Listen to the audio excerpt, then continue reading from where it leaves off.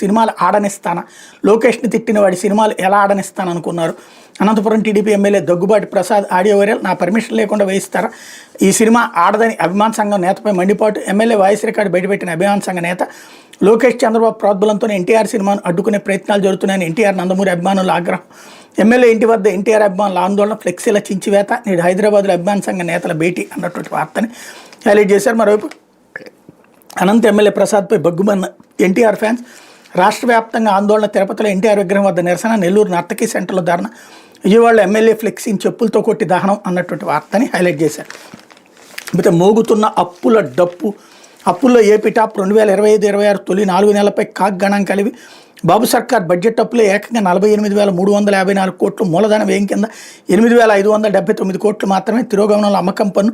క్షీణించిన ప్రజల కొనుగోలు శక్తికి ఇదే నిదర్శనం. 2023-24తో పోల్చితే రెవెన్యూ రాబడులు 9,400 కోట్ల.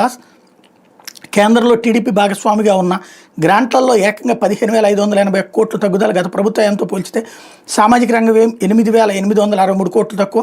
బాబు పాలనలో రెవెన్యూ లోటు, ద్రవ్యలోటు పెరగడమే కానీ తగ్గుదల మాటే లేదన్నటువంటి వార్తని హైలైట్ చేశారు. అయితే వారంలో అఫిడవిట్ లేదా క్షమాపణ చెప్పండి. అట్లాగే ఓట్ల చోరీ